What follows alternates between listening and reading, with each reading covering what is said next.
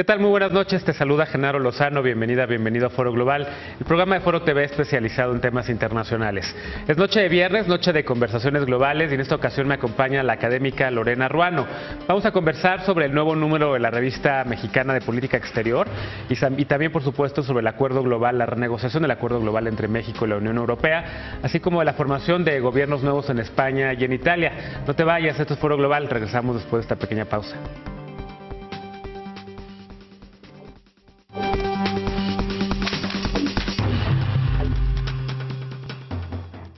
Gracias por estar con nosotros esta noche de conversaciones globales de viernes. En esta ocasión, como te mencionaba, se encuentra Lorena Ruano.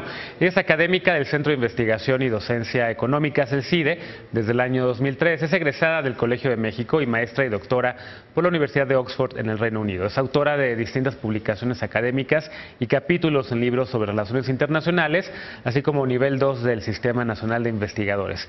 Lorena, bienvenida de nueva cuenta a Foro Global. ¿Cómo estás? Muchísimas gracias, feliz de acompañarte hoy en la noche. Bueno, felicidades por este nuevo número de la revista mexicana de política exterior del que vamos a hablar ahorita. Te tocó ser una coordinadora, una editora especial invitada, digamos, de este número, de una revista que todos los internacionalistas de México hemos leído desde la universidad, una revista que es fundamental para entender el mundo y para entender a México en el mundo. Pero antes de eso, preguntas personales. ¿Por qué decidiste estudiar relaciones internacionales, meterte a la academia? ¿Por qué no el sector público? ¿Por qué no embajadora? Bueno, yo estudié Relaciones Internacionales porque soy hija de inmigrantes. Mis papás eran de Madrid. Luego estudié en una escuela francesa. Y cuando entré a estudiar Relaciones Internacionales al Colegio de México, me di cuenta que eso era lo mío. Porque, bueno, pues la verdad es que siempre he vivido entre distintas culturas y distintos países. Y además, cuando yo acabé la preparatoria, se cayó el muro de Berlín. Y realmente pues yo estaba pegada a las noticias y me fascinó pues ver lo que estaba pasando en el mundo y cómo se estaba transformando y ver las interconexiones, ¿no? Además, bueno, pues a mí me gusta la historia, la política, la filosofía y relaciones internacionales. Era una carrera que me permitía hacer un poco de todo. ¿Alguna figura, mujer o hombre, que te haya inspirado a meterte al mundo de las relaciones internacionales? ¿Alguna profesora, académico? Pues mi profesor de historia de la prepa, que nos enseñó historia de relaciones internacionales y me fascinó también el tema. Yo estudié muy feliz ese último año de historia en la preparatoria, entonces eso, y bueno, luego también en mi año, digamos, sabático, tomé otros cursos y me topé con las relaciones internacionales. Yo iba para literatura, de hecho. Ibas para literatura y de repente dijiste... Y de repente dije, no, esto. Ajá.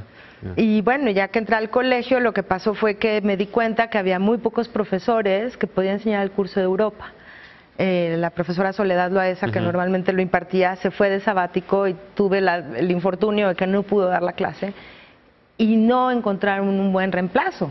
Y yo, pues por mi historia personal, sabía mucho de Europa, entonces dije, mira, este nicho lo puedo llenar yo. Y luego, ¿por qué no el sector público? ¿Por qué no la diplomacia? Bueno, pues porque a mí me gusta decir lo que yo quiero. Primer punto. Y en la diplomacia hay que guardar es como el las formas, ejército, ¿no? Hay que seguir la jerarquía, sí. Y eso a mí se me dificulta. Entonces, bueno, y la academia te da esa libertad de poder pensar, y me gusta mucho dar clases también. Y dicen que eres muy buena a tus alumnos con los que yo he platicado. Oye, presentaron este número reciente de la revista mexicana de política exterior, el embajador Carlos de Icaza, otro experto en Europa, hay pocos expertos en Europa en México, que es Estefan Sberro del ITAM, Natalia Saltalamaquia, la directora del Matías Romero, que ha estado también por acá hablando sobre la labor del Matías Romero de los diplomáticos. Un número dedicado a Europa, y su relación con México.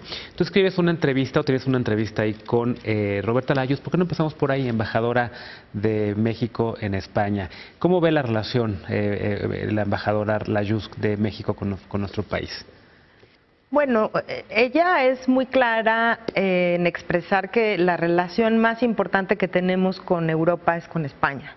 Es la más intensa, es el país que más invierte actualmente, no solo en México, sino en toda América Latina. Y además, me refiero a intensa no solo en el nivel intergubernamental, sino sobre todo en el nivel social, cultural, bueno, migratorio, ¿no? Justamente porque tenemos pues una historia importante, no solo de haber sido excolonia, sino también por toda la migración que vino de refugiados. Entonces, tenemos una relación muy importante con España y durante mucho tiempo España se ha promovido como nuestro punto de entrada a Europa. Ellos son quienes hacen lobbying por nosotros en la Unión Europea, ¿no? Entonces, bueno, ella sí cree que es una relación que está pasando por un muy buen momento. También platica la historia de cómo ella terminó de hacer un proyecto que lleva mucho tiempo, que es abrir una casa de México en Madrid, junto con las autoridades locales de Madrid. Ya sabes que tienen una alcaldesa progresista, sí, que parece que crucial, y bueno, pues este proyecto lleva mucho tiempo y Roberta Layuz fue la que terminó de hacerlo cuajar, ¿no? Va a tener una librería del fondo, esta casa, y ya empezaron a tener los primeros eventos con la celebración del 40 aniversario de restablecimiento de relaciones entre España y México. Diplomáticas.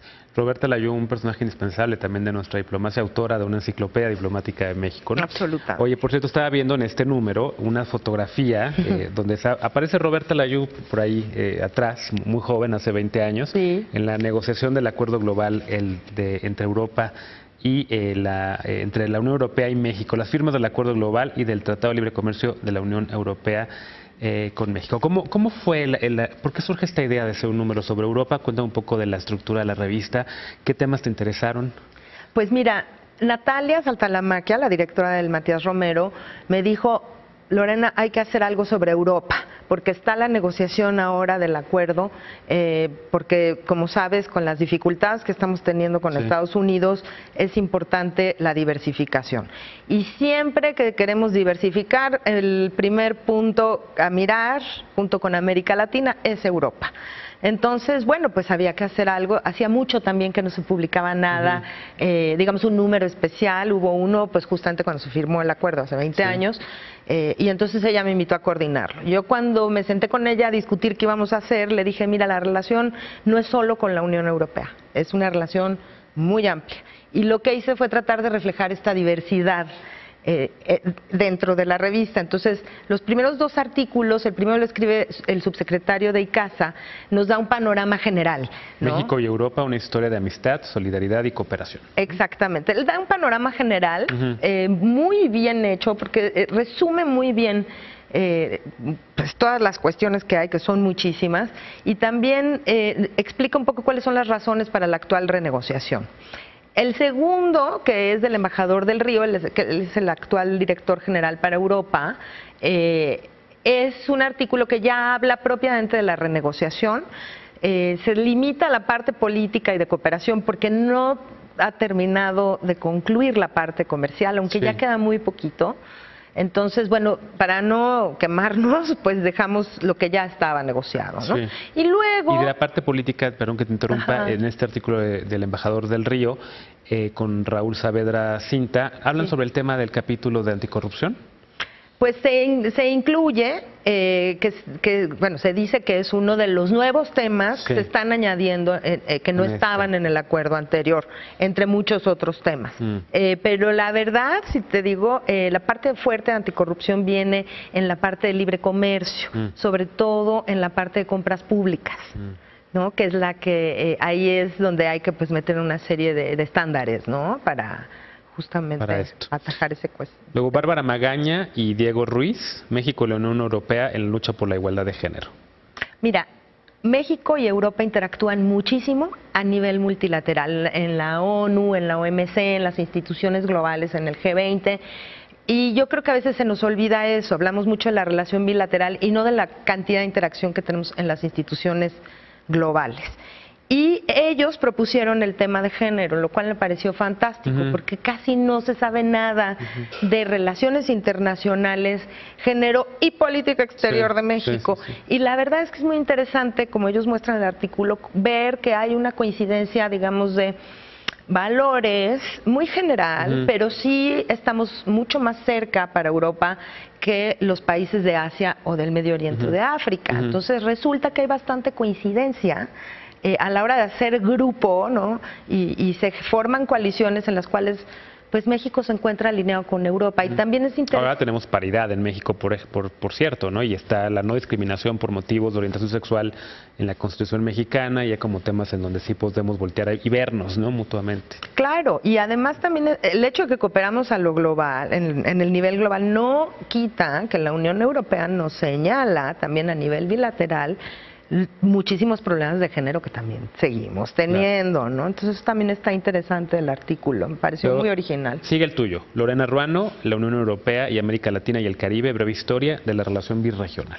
Sí, pues mira, yo creo que no se había escrito una historia de esta relación, o sea, hemos tenido unas 20 años de cumbres cada 2 años entre todos los europeos y todos los latinoamericanos y el Caribe, y la verdad es que sale poco de esas cumbres, y la última, que iba a ser en San Salvador, se tuvo que posponer, porque dentro de América Latina, dentro de la CELAC, hay un enorme desacuerdo por el problema de Venezuela, como tú sabes, y entonces ya no hubo cumbre. Entonces yo quería como dar una visión panorámica histórica de por qué hemos llegado aquí, y lo que argumento es que, bueno, pues la verdad es que esas cumbres y ese proceso birregional inició en un periodo del consenso de Washington, en donde todos nos acercábamos ideológicamente mucho más de lo que estamos ahorita. Y ese consenso se ha ido erosionando, no solo en América Latina, también en Europa. Y busco un poco explicar históricamente cómo ha funcionado esa relación, para dar un contexto de dónde se sitúa la relación entre México y la Unión Europea. Luisa Treviño, relaciones de México con España, los 40 años de su reanudación, que ya mencionabas un poco que también la embajadora Layú toca ese tema. Luego Rogelio Granguillón, el embajador en Alemania. Y Víctor Manuel Jiménez, relaciones con Alemania y cómo fortalecer la presencia de México en el mundo de hoy. Por acá ha venido mucho el embajador alemán en México, Víctor Elbling, ha hablado ya mucho de ese tema, y también hay un artículo en este número especial de la Revista Mexicana de Política Exterior de Gaspar Estrada, Relaciones México-Francia. Y hay uno sobre el Brexit también. De Marc Aspinwall. Exacto, yo lo que quise ahí es hacer 4 artículos sobre las relaciones con los países más importantes de Europa. Entonces, bueno, pues están estos 4, ¿no? España, Francia, Alemania y el Reino Unido. Obviamente, en el caso del Reino Unido, pues era inevitable hablar del Brexit y de sus consecuencias para América Latina y para México, que no se ha escrito nada sobre ese tema tampoco. En el caso de Luisa Treviño, hablando de España, ya da un panorama histórico, lo cual permite complementarlo con la entrevista con Roberta Layuz, que es mucho más del momento presente. Y como es la relación más importante, me pareció que era prudente dedicarle, digamos, 2 apartados. Y luego, Gaspar Estrada, él es un académico franco-mexicano que vive en Francia, en París, trabaja en Sciences Po, y él también hace un recorrido histórico de la relación con Francia muy interesante, preguntándose por qué siempre hay visitas a nivel, al más alto nivel, todos los presidentes mexicanos van, todos los presidentes franceses vienen, pero ni el comercio ni las inversiones parecen terminar de despegar. Entonces, me parece que es interesante esa cuestión. Y bueno, y en cuanto a Alemania, lo que argumenta el embajador Granguillón es que necesita, en este momento que estamos viviendo tan complicado, la relación con Alemania es fundamental para que México pueda tener peso a nivel global. Entonces, que el acercamiento bilateral debe de ser una palanca para que México se sitúe en el escenario. Pero tenemos que ir a una pausa, pero hay todavía un texto de Gunther Mayholt sobre migración y el de Stefan Sverro, quien fue mi profesor, por cierto, en las paradojas del euroescepticismo, parte ineludible del proyecto europeo. ¿Dónde se encuentra esta revista, quien la quiera Pues la vende el Matías Romero. Yo lo que les recomendaría sería meterse a la página web del Instituto Matías Romero y ahí ellos indican dónde se vende y cómo comprarla, y dentro de poco va a estar en línea de manera gratuita. Pues para toda la gente interesada en el tema de la relación de México con Europa, relación comercial, migración, es un número creo que de lujo. Yo que he sido editor, de verdad lo veo muy muy bien. Muchas felicidades por este número. Vamos a hacer una pausa y regresando hablemos de Europa, de la formación de los gobiernos en España y en Italia, que están también hoy en día por todos lados. No te vayas, esto es Foro Global, regresamos después de la pausa en esta conversación global de viernes con la académica Lorena Ruano, académica del CIDE.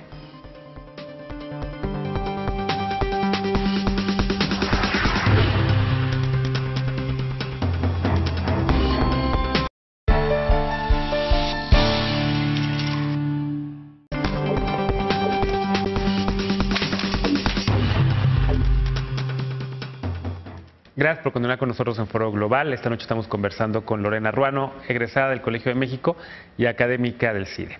Hoy hablábamos sobre este número de política exterior en el primer bloque, pero vamos a hablar ahora sobre la coyuntura política en Europa. Y está pasando de entrada la salida de Mariano Rajoy y la llegada de Pedro Sánchez al gobierno en España, la salida del Partido Popular, la entrada de los socialistas de nueva cuenta.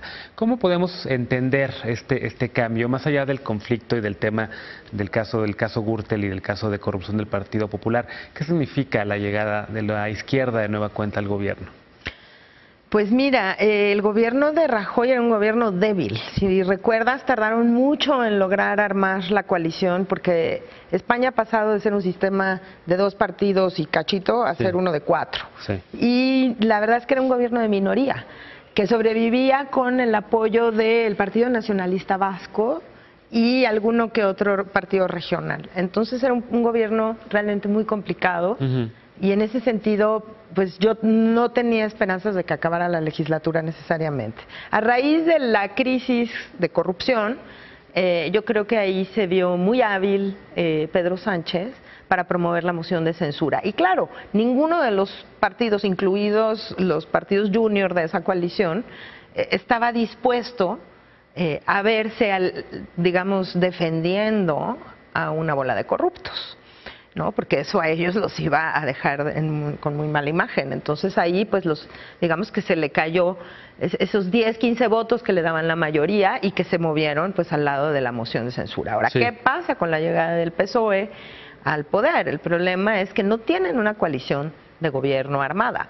O sea, de hecho, el gabinete que anunció Sánchez son todos del PSOE. No estamos viendo una coalición con Podemos. Podemos y los otros partidos, el Partido Nacionalista Vasco, apoyaron la moción de censura, lo cual no quiere decir que van a votar a la hora de ya gobernar siempre con las cosas que proponga el PSOE.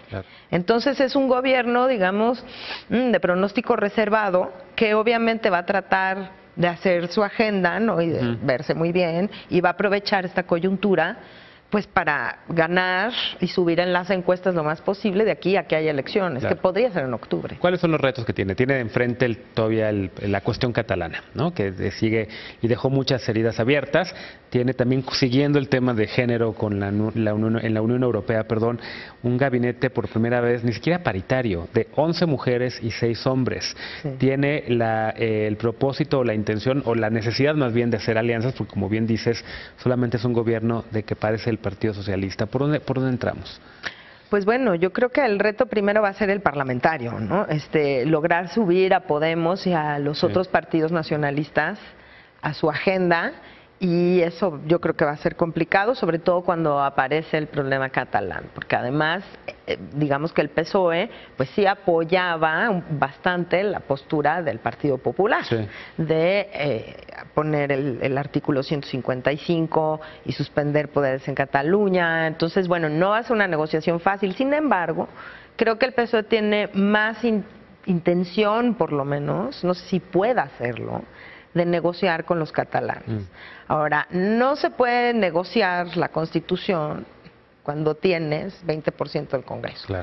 Y el problema es un problema constitucional, y también se va a topar con un poder judicial extremadamente conservador, en donde la mayoría de los jueces pues los puso el Partido Popular. Entonces, ahí se va a encontrar con un problema. Yo creo que por lo menos de tono y actitud sí puede haber un cambio. Ahora también hay que ver en Cataluña que tenemos pues una visión bastante radical y tampoco va a ser fácil la negociación. Claro. ¿Y cómo es el gabinete? 11 mujeres, 6 hombres. Me parece fantástico. Yo creo que está tratando de dar una señal.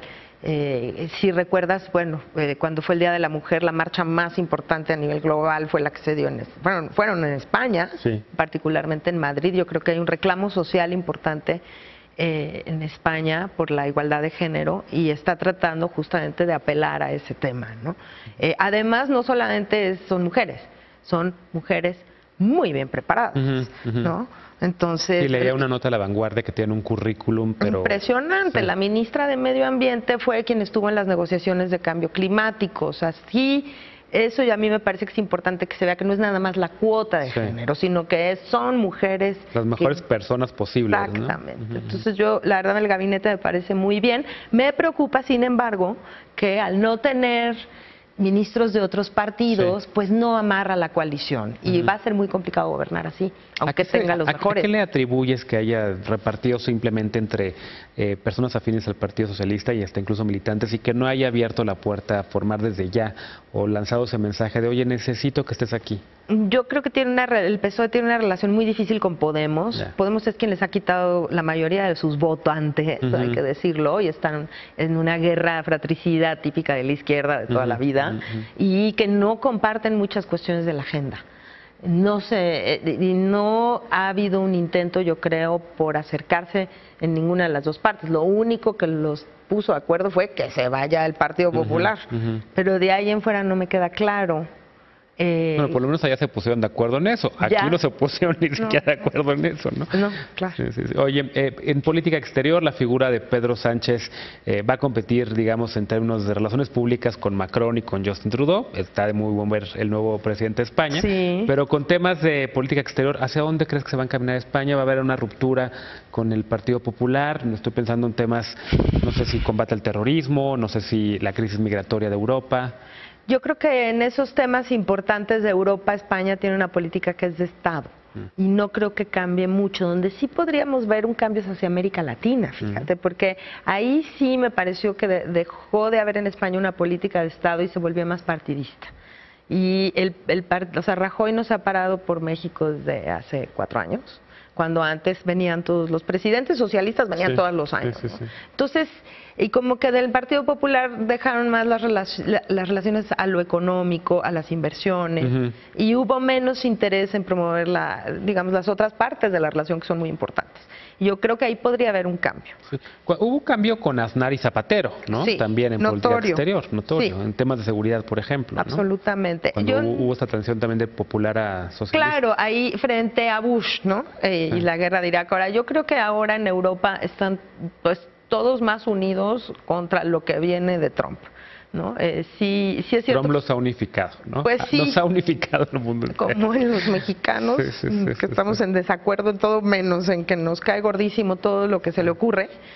Yo creo que en Europa están bastante unidos. Incluso los británicos que se están saliendo de la Unión Europea, por ejemplo, cuando abandonó el acuerdo con Irán, se alinearon con la postura de los demás europeos. Entonces yo creo que ahí España siempre ha sido muy pro-europeo, los socialistas más.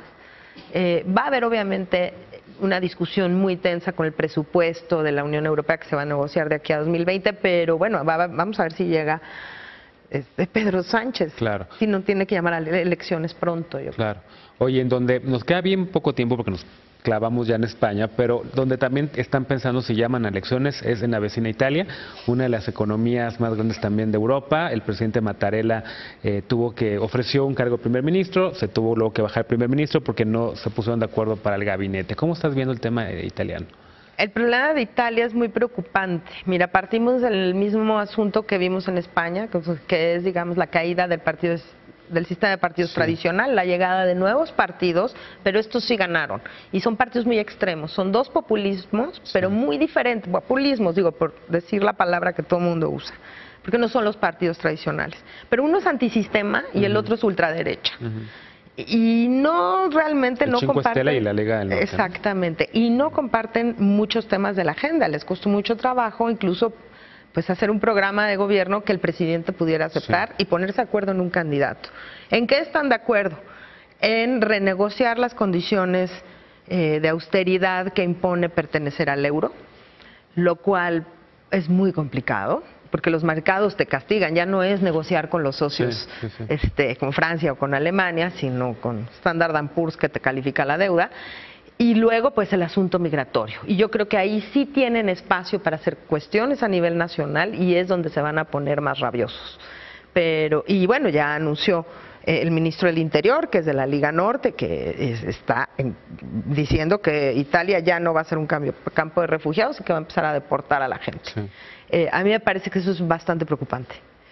Pero no sé realmente en qué más se puedan poner de acuerdo, porque son el agua y el aceite. Sí, completamente. Entonces, le vamos a dar seguimiento a la crisis italiana. Vente pronto para hablar de ese tema. Nos tú tenemos que digas. ir, pero nada más dime, porfa, una última recomendación de lectura. No que no sea la Revista Mexicana de Política Exterior, Claro. ya la recomendamos. ¿Qué estás leyendo ahorita que tienes al lado en la cabecera de la cama?